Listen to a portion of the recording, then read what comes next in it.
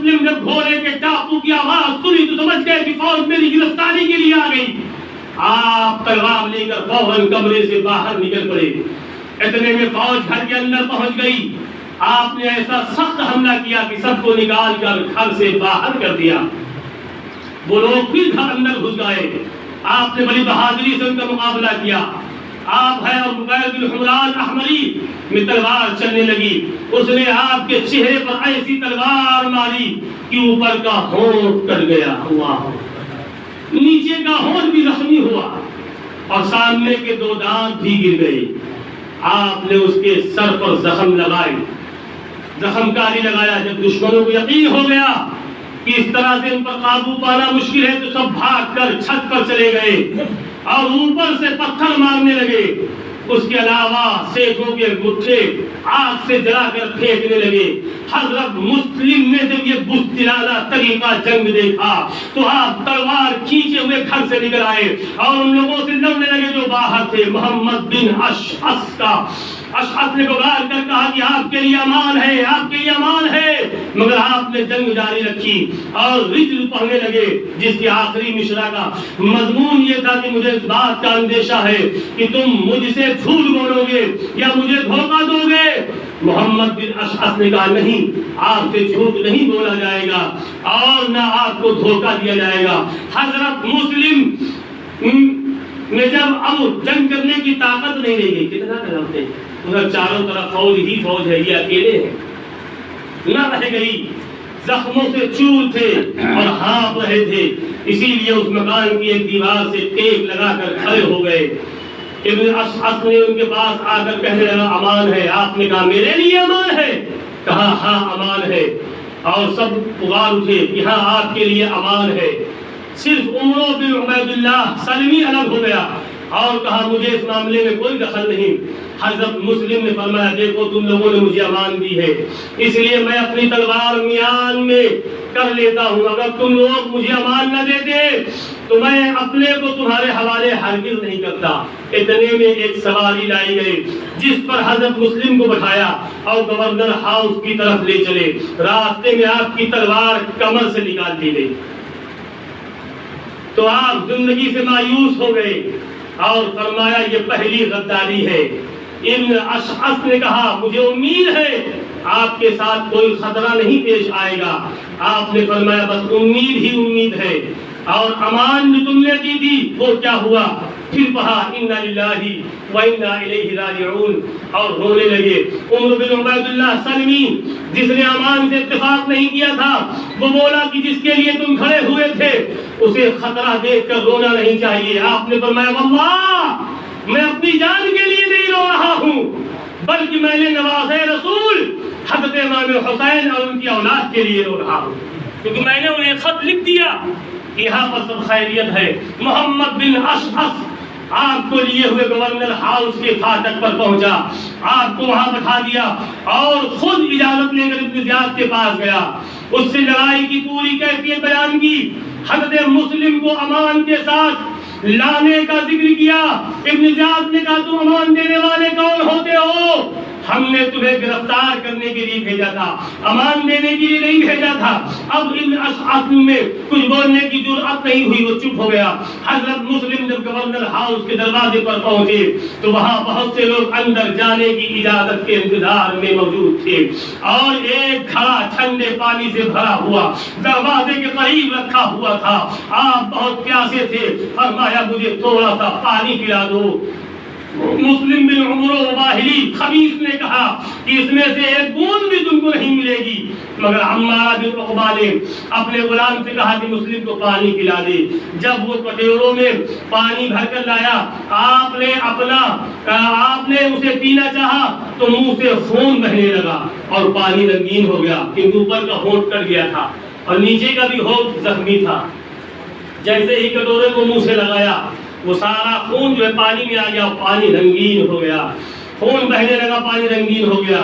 اسی طرح دوبارہ اسی طرح ہوا، تیسری دفعہ 2 دانت ٹوٹ کر کٹورے میں گر گئے۔ اللہ اکبر! آپ نے کٹورا رکھ دیا اور فرمایا معلوم ہوتا ہے کہ اب پانی میری قسمت سے اٹھ چکا ہے۔ اتنی دیر میں ابن زیاد کا آدمی آپ کو لینے کے لیے آ گیا۔ جب آپ ابن زیاد کے پاس پہنچے تو دستور کے مطابق آپ نے اس کو سلام نہیں کیا۔ ایک سپاہی نے کہا تم نے امیر کو سلام نہیں کرتے؟ آپ نے فرمایا اگر امیر مجھ کو قتل کرنا چاہتا ہے تو اس کو میرا سلام نہیں اور قتل کا ارادہ نہیں رکھتا تو پھر اس کو بہت سے سلام ہو۔ ابن زیاد نے کہا اب تم بچ نہیں سکتے، قتل کر دیے جاؤ گے۔ آپ نے فرمایا واقعی؟ اس نے کہا ہاں۔ فرمایا اچھا مجھے اتنا موقع دے دو کہ میں کچھ وصیت کر دوں۔ کہا ہاں وصیت کر دو۔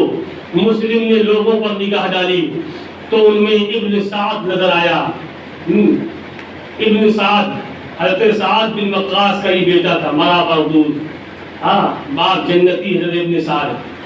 آپ نے اس سے فرمایا تم قریش خاندان کے آدمی ہو، میں تم سے کچھ راز کی باتیں کہنا چاہتا ہوں، انہیں تنہائی میں سن لو۔ حکومت کا چاپلوس سننے کے لیے تیار نہ ہوا۔ ابن زیاد نے کہا سننے میں کیا حرج ہے؟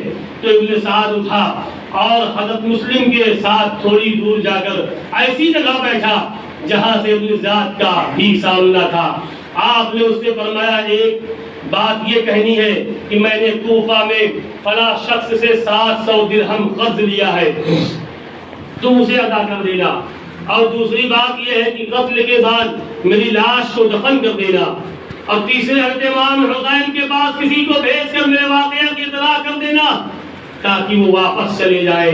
حضرت مسلم نے یہ باتیں ابن سعد سے راز کے طور پر کہی تھی، مگر اس بدبخت نے یہ ساری باتیں ابن زیاد سے کہی دی۔ پھر ان وصیتوں کے جاری کرنے کے بارے میں ان سے دریافت کیا۔ ابن زیاد نے کہا کہ قرض کی ادائیگی کے بارے میں تمہیں اختیار ہے، جو چاہو کرو، اور حسین کے متعلق یہ ہے کہ اگر وہ ہماری طرف نہیں آئیں گے تو ہمیں ان سے کوئی مطلب نہیں، اور اگر آئیں گے تو ہمیں انہیں بھی نہیں چھوڑیں گے، اور لاش کے بارے میں ہم تمہاری بات نہیں سنیں گے۔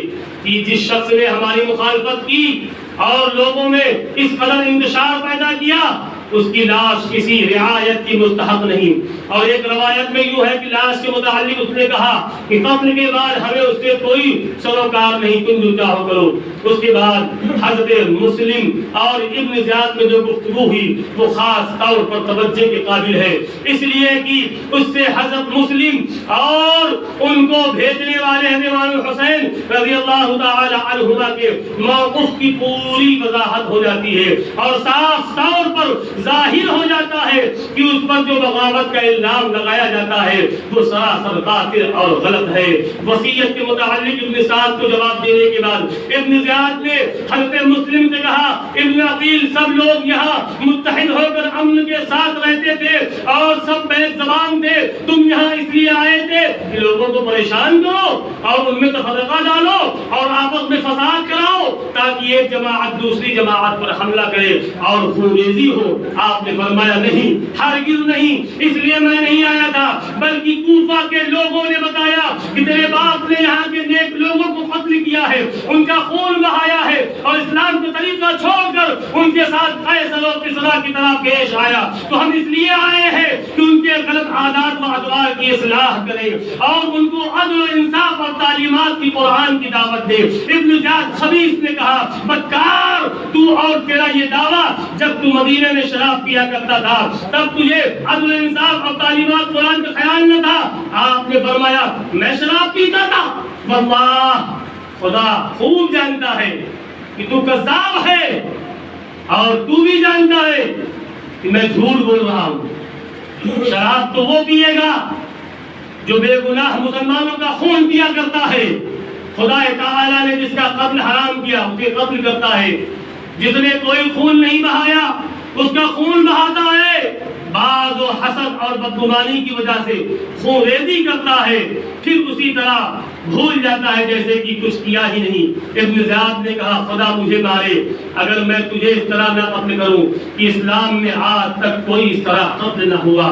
آپ نے فرمایا بے شک اسلام میں جو ظلم آج تک نہ ہوا ہو اس کے ایجاد کا تجھ سے زیادہ مستحق کوئی نہیں۔ بری طرح قتل کرنا اور بری طرح مسئلہ کرنا اور تیرا ہی حصہ ہے اور دنیا بھر میں تجھ سے بڑھ کر کا کوئی سزاوار نہیں۔ ان باتوں کو سن کر ظالم ابن زیاد چھلا اٹھا اور اپنے آپ کے والد حضرت عقیل اور حضرت علی و حضرت امام حسین رضی اللہ تعالی عنہ کو گالیاں دینے لگا۔ تو آپ بالکل خاموش